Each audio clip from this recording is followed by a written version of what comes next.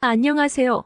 저는 회사에 다니는 30대 남자입니다. 사연을 쓰기에 앞서서 글재주가 많이 부족한 사람이니 많은 이해와 양해를 부탁드립니다. 어렸을 때부터 운동하는 것을 좋아했고 회사원이 되어서도 꾸준히 헬스 및 격투기를 다녔습니다.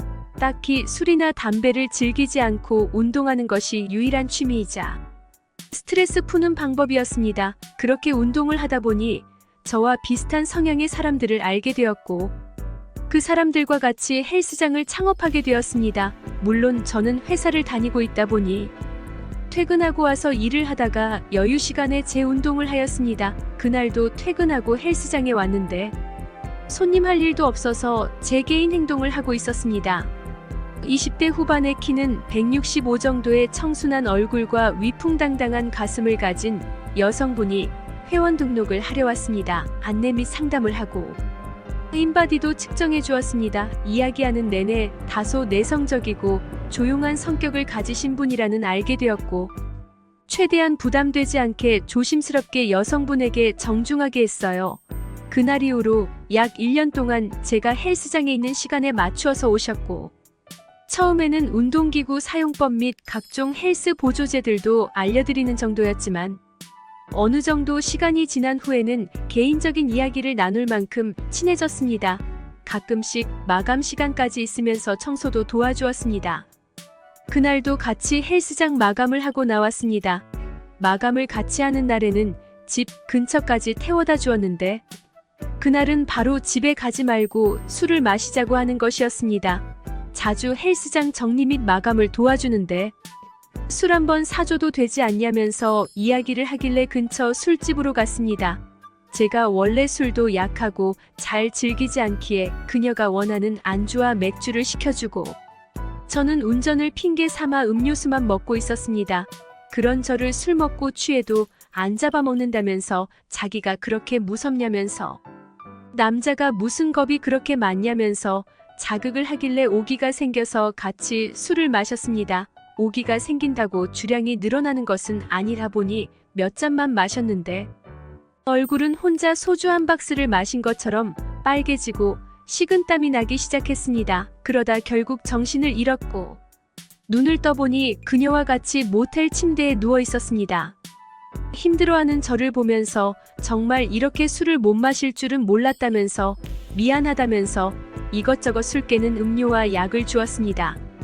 제가 취해버리는 바람에 이런데 같이 오게 해서 죄송하다고 그랬더니 같이 온 것이 죄송한 게 아니라 아무리 취했어도 이런 곳에 여자랑 왔는데 여자를 외롭게 한 것이 잘못한 거라면서 그녀의 손과 입으로 저를 놀리기 시작했습니다.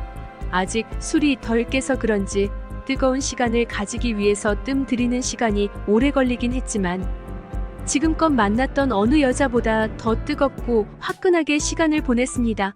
그녀도 저와 비슷했는지 뜨거운 시간이 끝나자마자 곧바로 저를 또 놀리기 시작했습니다. 그렇게 저와 그녀는 연달아서 몇 번이나 뜨거운 시간을 보냈습니다. 지친 몸을 누워서 쉬고 있는데 곧 출근할 시간이라면서 집에 데려다 달라는 것이었습니다. 그날 그녀를 데려다주고 저는 곧장 출근을 하였는데 일하다가 코피를 쏟았습니다. 그날 이후로 그녀와 헬스장 밖에서 따로 만나는 일이 많아졌고 만날 때마다 항상 마무리는 모텔로 갔습니다. 그녀에게 사귀자고 고백을 해야 하나? 아니면 이미 사귀는 사이인가라는 고민과 함께 그녀와 저의 사이가 애매하다고 생각을 하고 있는데 그녀가 먼저 사귈 의향이 있냐면서 고백을 하는 것이었습니다.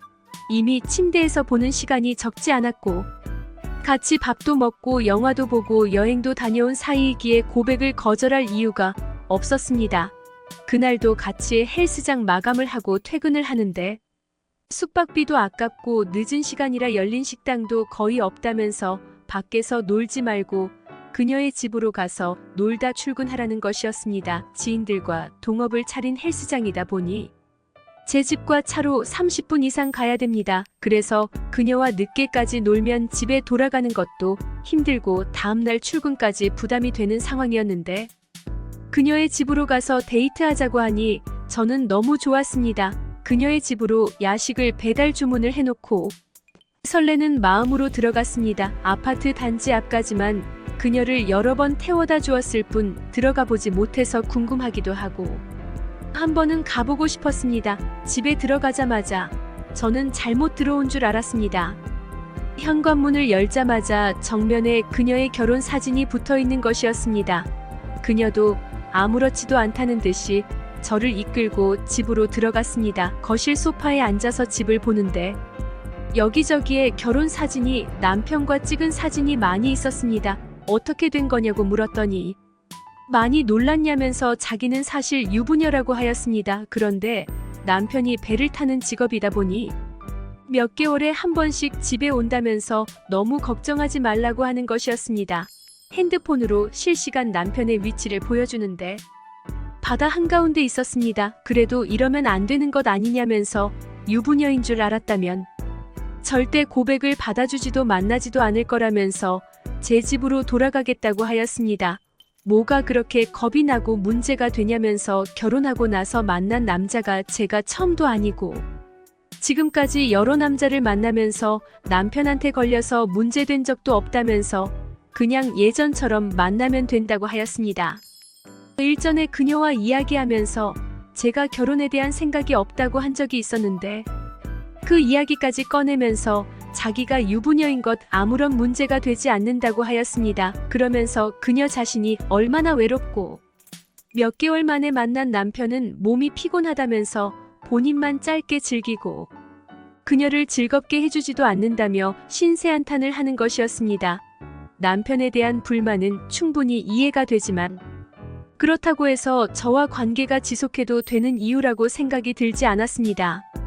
만남에 대해서 생각할 시간 필요하다고 한 뒤에 그녀의 집을 나왔습니다. 돌아오는 차 안에서 그녀가 유부녀라는 것이 계속 마음에 걸렸고 몰랐다면 계속 만났겠지만 알게 된 이상은 그녀와 계속 만나는 것은 무리라고 생각이 들었습니다. 게다가 이미 충분히 즐길 만큼 즐겼고 괜히 조금 더 즐기려다가 험한 꼴도 당하고 싶지 않았습니다.